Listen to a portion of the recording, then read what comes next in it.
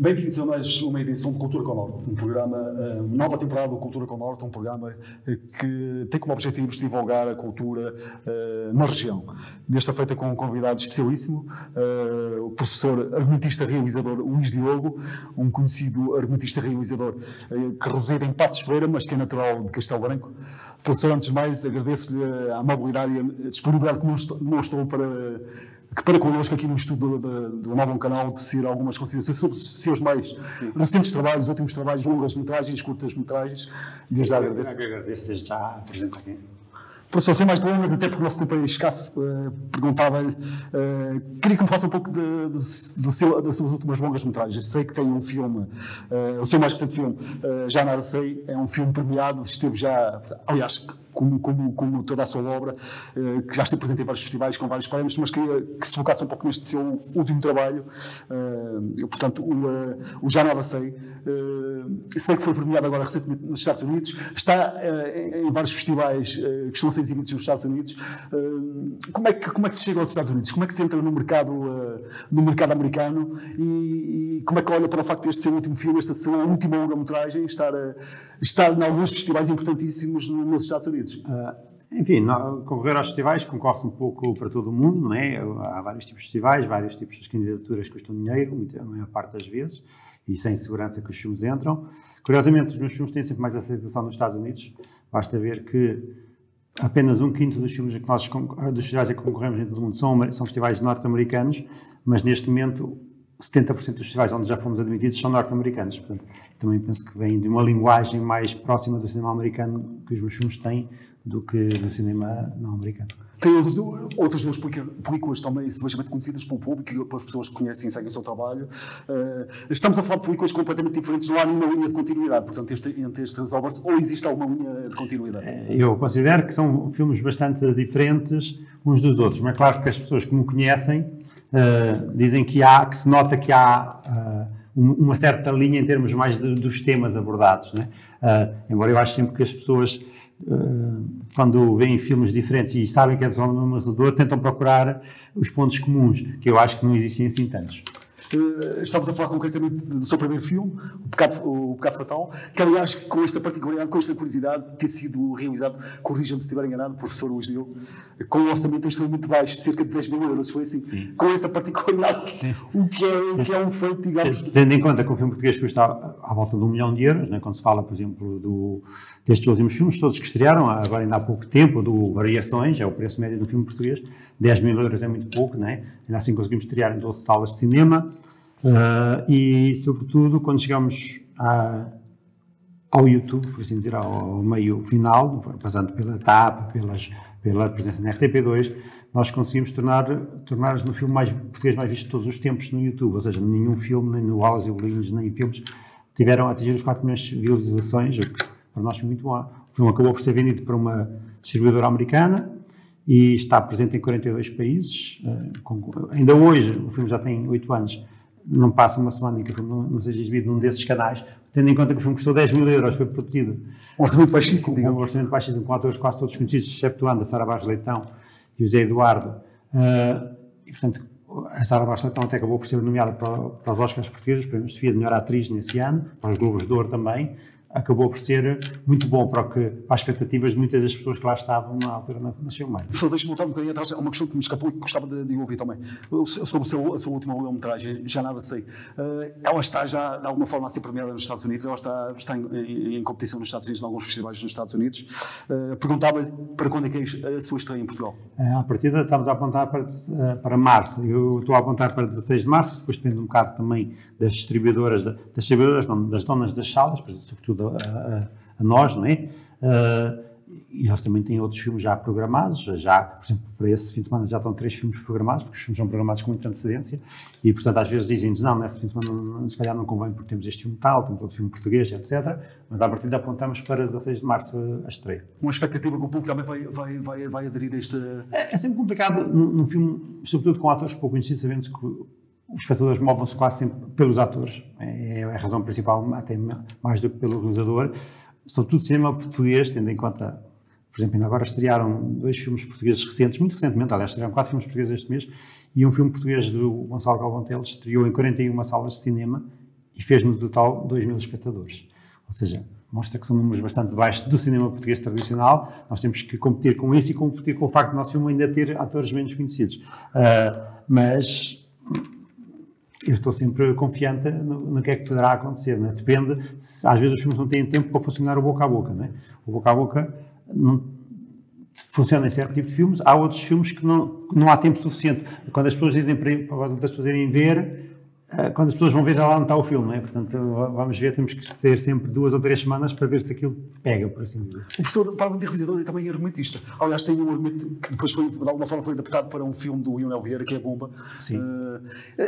Consegue, esse trabalho de argumentista, obviamente que é diferente de ser argumentista e realizador, mas isso tem, em termos daquilo que da sua planificação, dá-lhe uma outra bagagem, digamos, ao facto de também ser argumentista. Sim, eu, na verdade, costumo dizer, eu sou argumentista que também realizei, ao contrário, não é? Portanto, eu só queria ser argumentista, inicialmente, depois escrevi a Bomba do Ionel Vieira, também escrevi o Gil, do Gonçalo Galvão Teles e do Luís Galvão Teles, estamos a falar de filmes portugueses, esses acima de 1 milhão de euros, não é?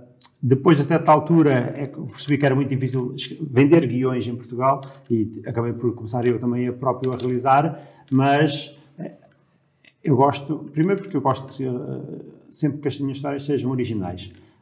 O que no cinema português, no audiovisual português, é uma coisa rara. A parte das séries portuguesas que vimos é sobre temas 25 de Abril, temas verídicos. Mesmo o cinema português, a maior parte do cinema português baseia-se em histórias que aconteceram, ou baseados em filmes, ou livros do Saramago, ou personagens. Ou romances históricos. Todas as minhas histórias são originais, ou seja, nunca há uma história minha que seja baseada em algum acontecimento que... no fundo é algo que eu gosto e, portanto, gosto de ser argumentista porque eu gosto de inventar eu próprio as histórias e desenvolver o trabalho todo. Dá-lhe um outro prazer, um outro gosto. Sim. Um outro gosto. Professor Luís Diogo, tem uma predileção pelas longas metragens em vez das curtas? Sei que tem algumas curtas, também no início da sua carreira, aliás, fez algumas curtas, sim, mas tem predileção pelas longas? Geralmente as curtas são quase uma aprendizagem, por assim dizer, não é? E no meu caso foi também um pouco quando eu decidi arriscar a ser realizador, o meu produtor é que também insistiu comigo, faço a primeira curta, que geralmente não se gosta, como no caso da minha, percebe-se que há muitos erros, tenta-se fazer a segunda. Quando fiz a segunda e a terceira, que na verdade têm o mesmo argumento, mas são filmadas de forma diferente, pensei assim, agora vou avançar para as longas. Por acaso, eu agora neste momento tenho um projeto de uma curta que quero fazer, mas geralmente até é uma coisa rara, porque geralmente os realizadores, quando passam para as longas, já raramente regressam atrás às curtas, a não ser que tenham assim algo. De repente surge uma ideia ou alguém lhes propõe assim algo muito original, mas é uma coisa rara. Não há público para as curtas? Considera que o público vê mais as longas metragens? Sim, as curtas não têm público, basicamente são os festivais, não é? São os festivais, não há o costume de pôr uma curta antes de uma longa como havia antigamente, embora as curtas permitem não estarmos presos a um tempo, não é? Ou seja, as longas nós sabemos que temos que estar ali entre os 90 e os 120 e às vezes há filmes que se calhar deviam ter 50 e são super esticados. Nota-se, estamos a ver e aborrecem um bocado porque eles no fundo só tinham ideia para 50 minutos e ou então o filme devia durar muito mais e eles tinham que o encurtar. As curtas é mais, não temos de estar um pouco tanto a pensar nisso, e agora tenho que controlar este tempo. É a ideia que temos, fazê-la, não é? É essa a vantagem. Professor, como é que queria que explicasse aos telespectadores do novo canal como é que surge a sua relação com o cinema? Eu penso que talvez os meus pais eram muito cinéfilos, sobretudo a minha mãe. Eu, desde pequeno, que escrevia histórias, lembro-me de escrever histórias quando era pequeno, bandas desenhadas. E depois há uma altura que eu estava a ver televisão e tive uma ideia para um filme. E lembro-me de pensar, olha, eu acho que esta ideia dava um grande filme, mas eu não conheço ninguém na área do cinema. E pensei, olha, já sei, vou ser argumentista de cinema. E eu já estava a acabar o meu curso de professor e, portanto, no ano a seguir vim para o Porto. A razão porque eu vim para o Norte foi precisamente porque eu dava aulas de dia e estudava na Escola Superior Artística do Porto à noite, cinema. Depois acabei por desistir do curso, precisamente porque eu só queria ser argumentista e pensei, aprender a escrever não é preciso estar num curso de cinema, não é? É preciso saber as bases e depois começar a escrever realmente. Mas foi assim, portanto, estudei um ano na Escola Superior Artística do Porto para aprender o cinema, não é? Mas já com essa intenção de me tornar argumentista. Professor, como é que se define o seu trabalho? Não sei se é possível definir o seu trabalho. Às vezes temos dificuldades em definir aquilo que fazemos. Mas como é que define o seu trabalho? Os meus filmes são, sobretudo, filmes independentes, também pela própria sistema de produção em si, não é? São filmes com orçamentos muito mais baixos. Mas eu penso que se há um estilo que se aplica eu estaria muito próximo do cinema independente americano, mais do que cinema de autor. O cinema independente americano, sobretudo década 80, 90, Al Hartley, quem viu, filmes muito assentes no diálogo, não tão preocupados com o formal, com a imagem. Por exemplo, o cinema português a nossa preocupação do cinema português é a imagem, é a fotografia, está acima de tudo.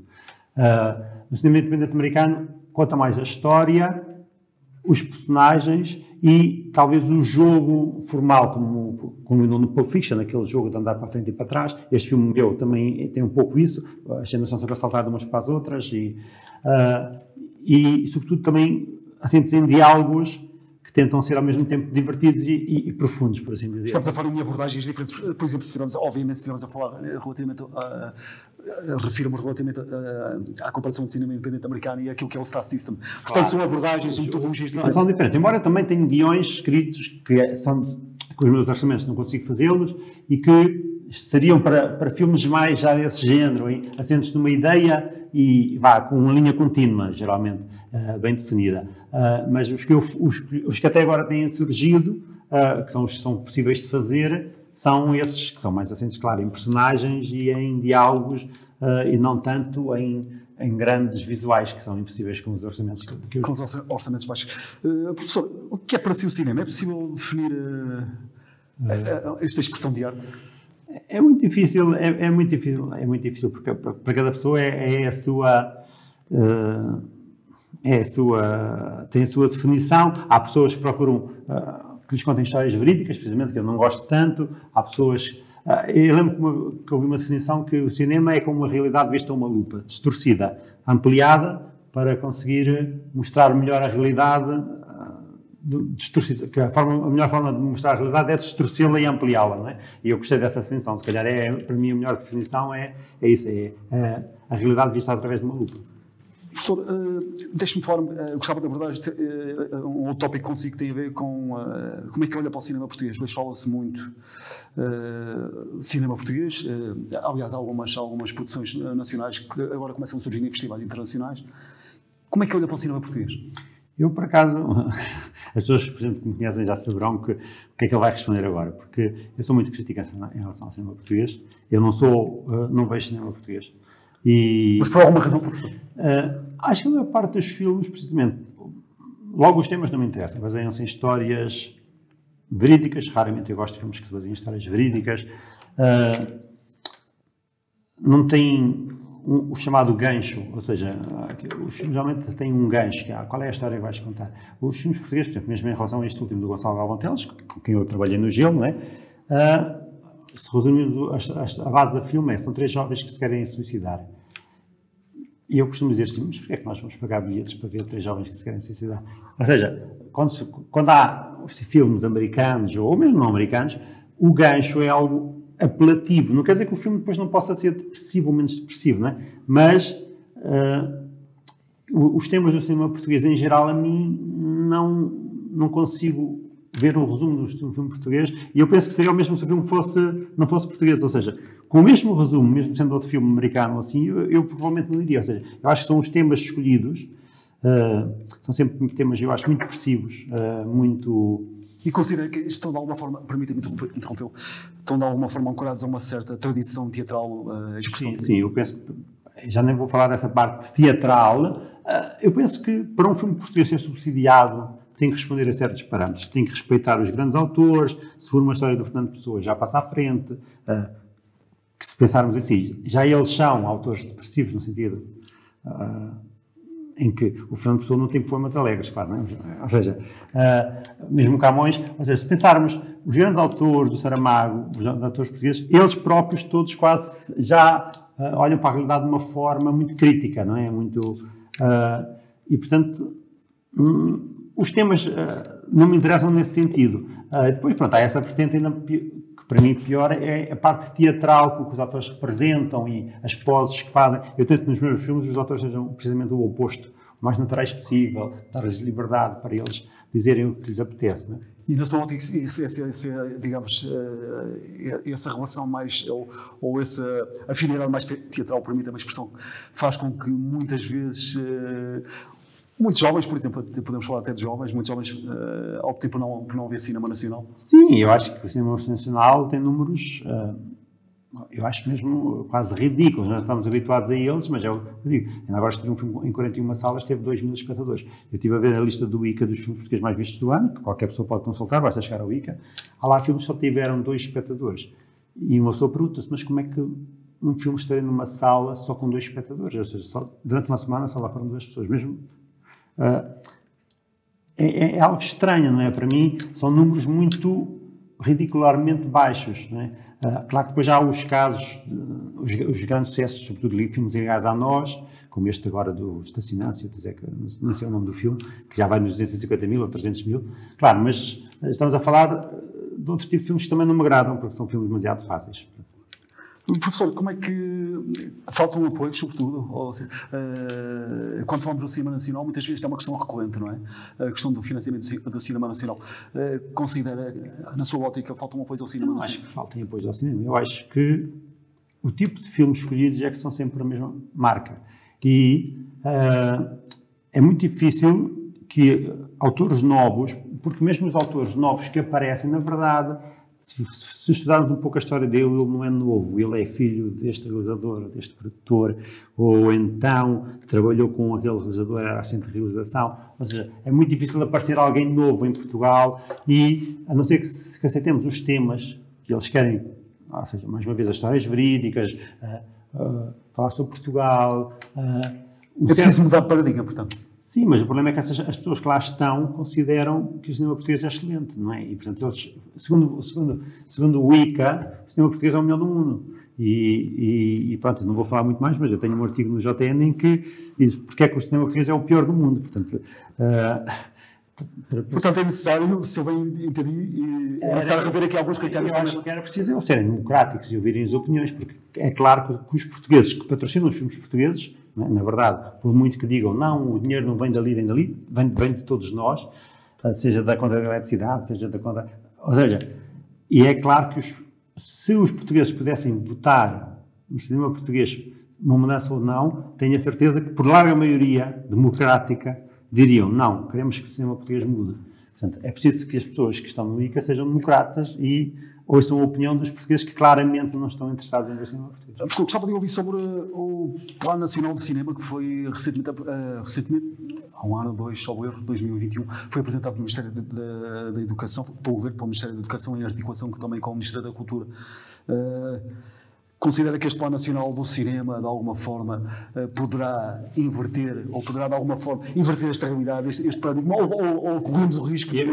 Eu acho que é engraçado, porque o meu diretor, estamos sempre a pedir para eu levar para a minha escola o Plano Nacional de Cinema, ainda há uns 15 dias encontrou-me no sofá, mas porquê é que tu não queres?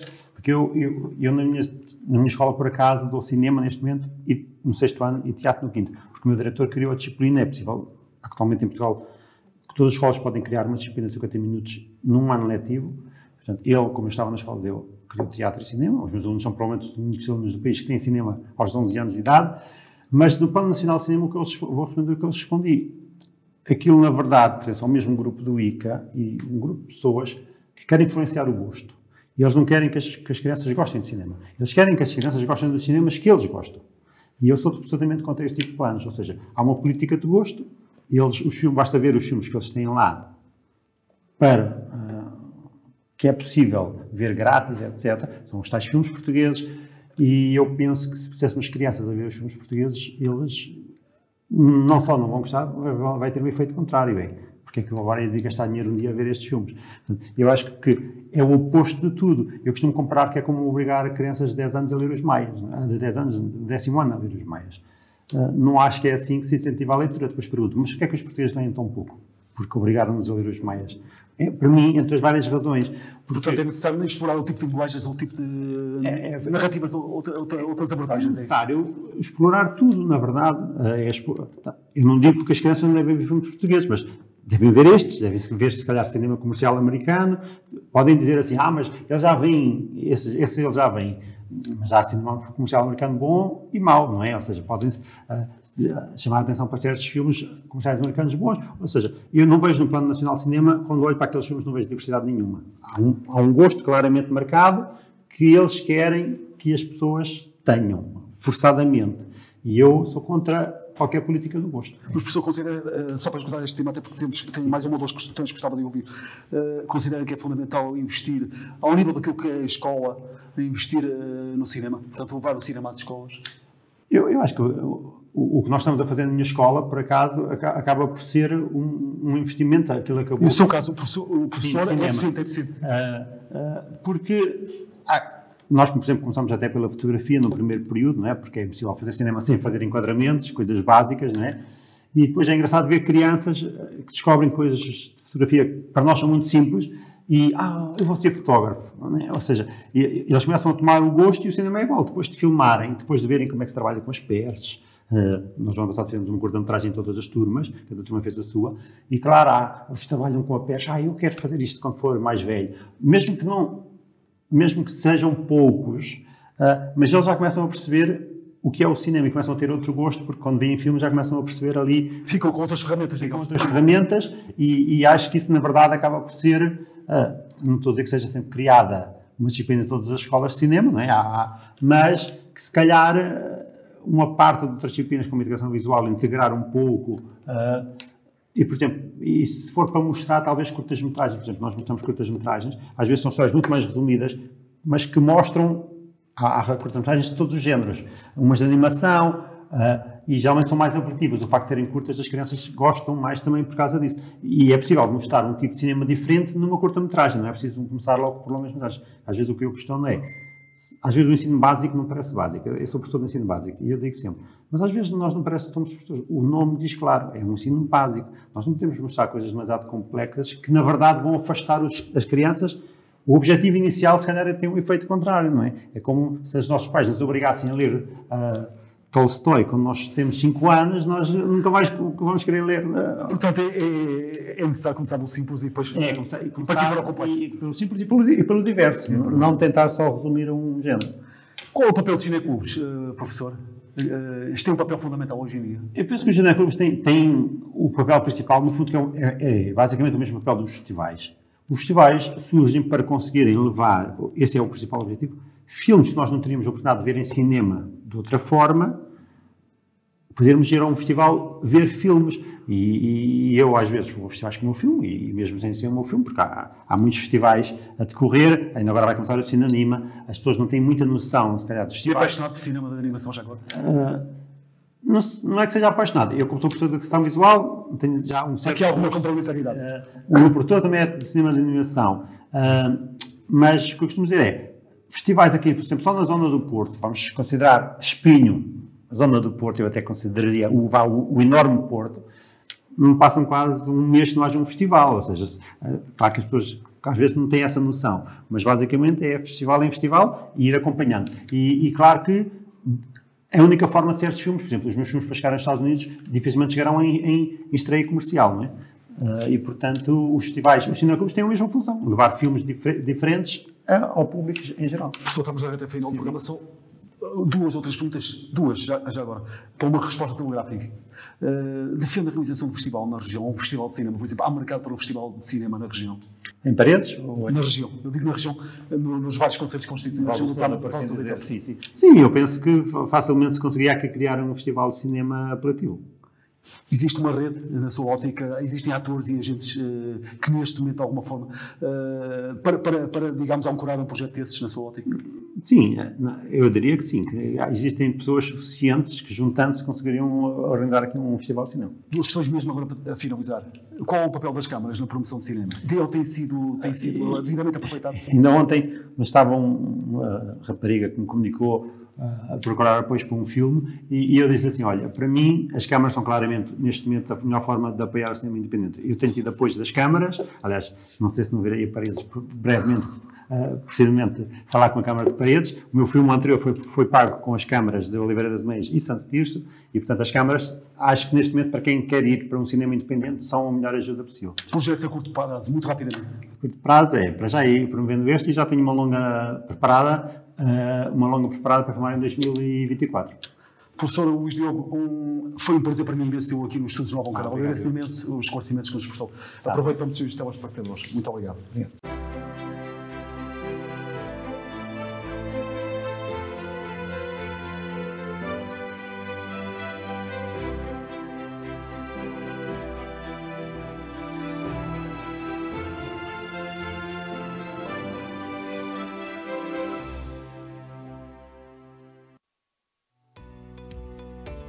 Novam Canal. Sempre novam, sempre seu.